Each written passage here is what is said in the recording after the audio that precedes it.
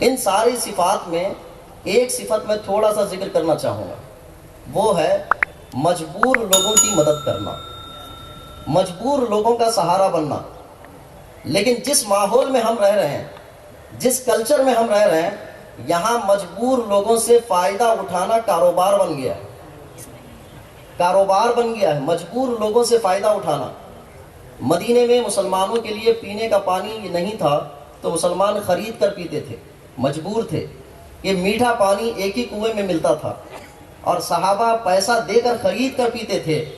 حضرت عثمان غنی رضی اللہ تعالیٰ عنہ نے مسلمانوں کی اس مجبوری کو ختم کرتے ہوئے کنویں کو خرید کر فری کر دیا۔ اسلام نے مجبور لوگوں کی مدد کی، مجبور لوگوں کو دور کیا۔ لیکن جس ماحول میں ہم زندگی گزار رہے ہیں، یہاں سارے کے سارے ماحول کے اکثریتی حصہ یہ بن چکا ہے کہ لوگ مجبور لوگوں سے فائدہ اٹھانے کا کاروبار بنائے ہوئے۔ آپ مثالیں تلاش کیجئے، سودی نظام جتنا بھی بنا ہوا ہے، مجبور لوگوں سے فائدہ اٹھانے کا کاروبار ہے۔ اسلام مجبور لوگوں کی مدد کر کے مجبوریوں کو دور کرنے کے لیے آیا، لیکن مسلمان اسی نظام، اسی سسٹم سے جڑتے ہوئے جا رہے ہیں۔ آج تو سودی نظام پر مسلمانوں کے ماتھے پہ شکن بھی نہیں آ رہا ہے کہ یہ خراب چیز ہے۔ سودی نظام مکمل مجبور لوگوں سے فائدہ اٹھانے کے لیے بنایا گیا۔ کتنے لوگ ہیں کاروبار کرتے ہیں زمین کا، ایک آدمی بیمار ہے، پریشان حال ہے، بیٹی کی شادی کرنی ہے تو اس کو پیسوں کی ضرورت ہے تو اپنا مکان بیچتا رہتا ہے، گھر بیچتا رہتا ہے۔ پھر اس وقت ایک سامنے شخص آتا ہے اور اسے کہتا ہے کہ آدمی پریشان ہے، مجبور ہے، جلدی سے اس کو پیسہ چاہیے، 10 لاکھ روپے کی پراپرٹی 8 لاکھ میں بیچنے کے لیے تیار ہے، لوگے؟ تو ہر ایک کا دل لالچ سے ایسے لال لال ہو جاتا ہے۔ کہا 10 لاکھ کی پراپرٹی 8 لاکھ میں، چلو لے لیتے ہیں۔ تو اس مجبور آدمی سے فائدہ اٹھانے کا کاروبار آج رائج ہو چکا ہمارے درمیان۔ اب آئے میرے آقا کریم صلی اللہ علیہ وسلم سے تربیت پانے والے صحابہ کرام میں حضرت جریر بن عبداللہ رضی اللہ تعالیٰ عنہ غالباً بازار جاتے ہیں اور ایک گھوڑا خریدنا چاہتے ہیں۔ گھوڑے کو دیکھتے ہی پوچھتے ہیں کہ اس کی قیمت کیا ہے؟ تو وہ دوسرے جو ہیں وہ بھی صحابی ہیں، وہ کہتے ہیں 300 روپے اس کی قیمت ہے۔ لیکن غور سے دیکھنے کے بعد حضرت جریر بن عبداللہ کہتے ہیں کہ 300 کا تو نہیں لگتا، یہ تو 400 کا لگتا ہے۔ پھر لگام پکڑتے ہیں، پھر اس کے بعد اس کو غور سے دیکھتے ہیں تو کہتے ہیں 500 کا لگتا ہے۔ پھر اس کے بعد سواری کرتے ہیں، اس کے اوپر چڑھ کے اس کو چلا کے لے کے آتے ہیں، پھر ان سے کہتے ہیں کہ یہ تو گھوڑا 800 کا نظر آتا ہے۔ تو وہ صحابی کہتے ہیں کہ ہاں یہ گھوڑا تو ہے 800 کا، لیکن میں ان کو 300 میں بیچنا چاہ رہا ہوں۔ تو انہوں نے پوچھا کہ آپ 800 کا گھوڑا 300 میں کیوں بیچنا چاہتے ہیں؟ تو انہوں نے کہا میری مجبوری ہے، بیٹی کی شادی ہے، جلدی سے بیچ کے پیسے لے کر میں اپنی بیٹی کی شادی کرنا چاہتا ہوں۔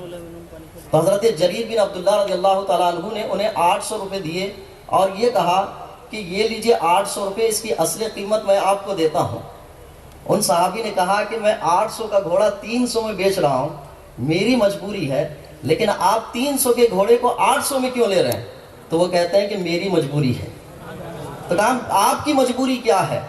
کہا کہ میری مجبوری یہ ہے کہ میرے حضور نے سامان کی قیمت دینے کے لیے کہا ہے، مجبوری کی قیمت دینے کے لیے نہیں کہا۔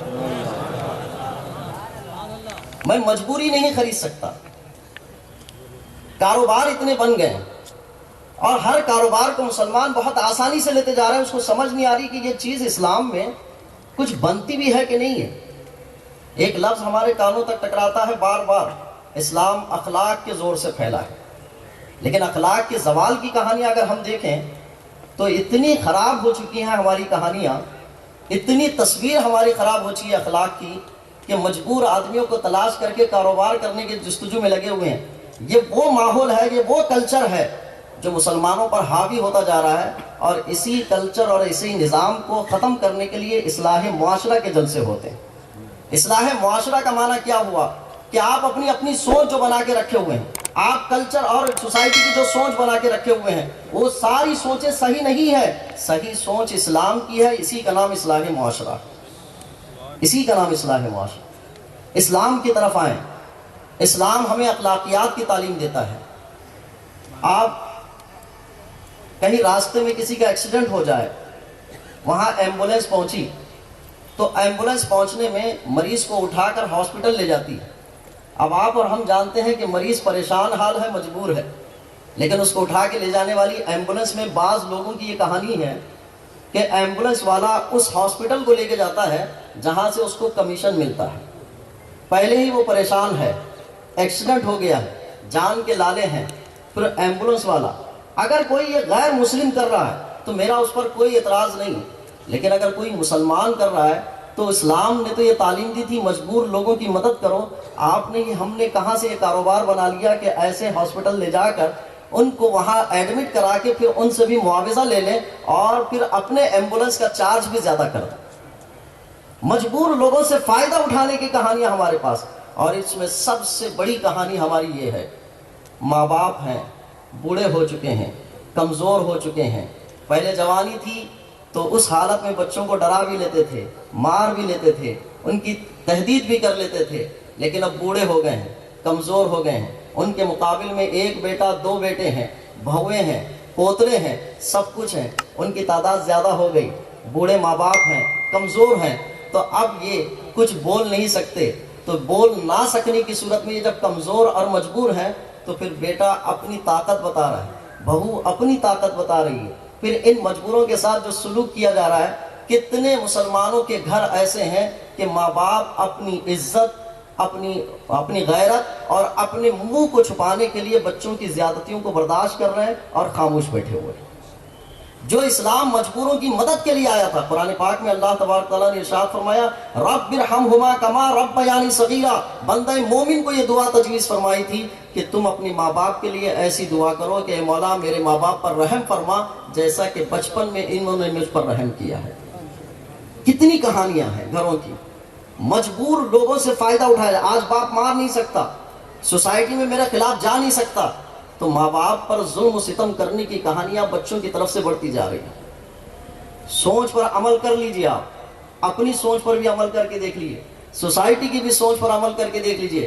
لیکن ایک مجھ سے وعدہ لے لیجئے کہ رزلٹ اور نتیجہ اچھا لے آئیں گے. آپ رزلٹ اور نتیجہ اچھا نہیں لائیں گے، اس لیے کہ دنیا میں یورپ کی کہانی پڑھ لیجئے.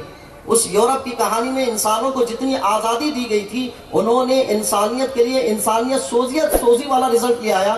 مسلمان بھی اگر اسی کلچر، اسی سوسائٹی، اسی طریقے سے زندگی گزاریں گے تو پھر رزلٹ بھی اچھا نہیں آئے گا. کل قیامت کو پہنچیں گے تو یہ آیت مبارکہ جیسے ذکر کی گئی ہے، یا لیتنی قدمت لحیاتی، کاش مولا مجھے دوبارہ زندگی دے تو میں پھر اچھے سے زندگی گزاروں گا. مجبور لوگوں سے فائدہ اٹھانا، ہر لوگ جن شعبے میں جڑے ہوئے ہیں غور کر لیں وہاں پہ کہ کون شخص کیسے مجبوری کی حالت میں ہمارے پاس آیا ہو، لیکن اس سے فائدہ نہ اٹھائے. میرے آقا کریم صلی اللہ علیہ وسلم نے حضرت بلال حبشی رضی اللہ تعالیٰ عنہ کی مجبوری کی حالت میں مدد کی، تو وہ مجبوری کی حالت میں مدد کیے جانے کو اسلام لانے کا سبب قرار دیا. اور آج ہم مسلمان ہو کر اسلامی تعلیمات پر عہد لے کر بیعت کر کے اور مجبور لوگوں سے فائدہ اٹھانے کے کاروبار میں دلچسپی لے رہے ہیں، یہ اسلام کے ماننے والوں کے لیے بالکل درست نہیں. میں نے 2-3 مثالیں اس لیے ذکر کی ہیں. ہر شعبے میں ہم اور آپ اگر خیال کریں گے تو پتہ چلتا ہے وہ لڑکیاں جو ہمارے نکاح میں آتی ہیں ان کو تو کئی مرد حضرات اپنی مردانگی کے دعوے اور اظہار اس طرح سے کرتے ہیں، اگر تو ٹھیک نہیں رہی تو دوسری کر کے لاتا ہوں، اگر تو ایسا نہیں کری تو تیرے کو سسرال میں تیرے میکے بھیج دیتا ہوں. ڈرا رہے ہیں، دھمکا رہے ہیں. وہ مجبور ہے. میرے حضور نے ارشاد فرمایا، ایسے موقع پہ ارشاد فرمایا جب آپ دنیا سے ظاہری طور پر رخصت ہو رہے ہیں، ایسے موقع پر میرے حضور نے ارشاد فرمایا، میں اپنی امت سے جن چیزوں میں خوف زدہ ہوں ان میں سے ایک یہ ہے کہ مرد اپنی عورتوں کے حقوق ادا نہیں کریں گے. اس چیز کو لے کر خوف زدہ ہوں. یہاں ڈرا رہا ہے، وہ بچی مجبور ہے، اب گھر جا نہیں سکتی، عزت کے ہیں کہ نکاح کرنے کے بعد واپس جائیں گے تو عزت کیا رہے گی. تو اس مجبوری کا فائدہ مرد حضرات اٹھاتے ہیں. یہ مسلمانوں کے کلچر میں، مسلمانوں کی تہذیب میں، مسلمانوں کے گھروں میں اگر یہ چیز آتی ہے تو اسلام سے اس کا تعلق نہیں بنتا ہے. میرے آقا کریم صلی اللہ علیہ وسلم دنیا میں تشریف لائے تو مجبور لوگوں کی مجبوری کو دور کرنے، ان کا سہارا بننے کے لیے آئے. ہم اور آپ اس اجتماع کے ذریعے سے میرے آقا کریم صلی اللہ علیہ وسلم کے اس طریقے کے اعتبار سے زندگی گزارنے کا کم از کم عہد کر لیں کہ میرے اور آپ کے جس علاقے سے بھی کوئی بھی مجبور آدمی ہو اس کی مدد کریں گے. حق معاوضہ جو بنتا ہے وہ لیں گے، لیکن کبھی مجبوری کو نفع بخش فائدہ یا تجارت نہیں بنائیں گے اور اس سے فائدہ نہیں اٹھائیں گے. انشاءاللہ یہ باتیں آپ تک میں نے پہنچائی. بولنے سننے میں کسی قسم کی غلطی ہو اللہ مجھے اور آپ کو سب کو اپنے فضل خاص سے درگزر فرمائے اور ہمیں معاف فرمائے. استغفر اللہ ربی من کل ذنب واتوب الیہ. لا الہ الا اللہ محمد رسول اللہ صلی اللہ علیہ وسلم.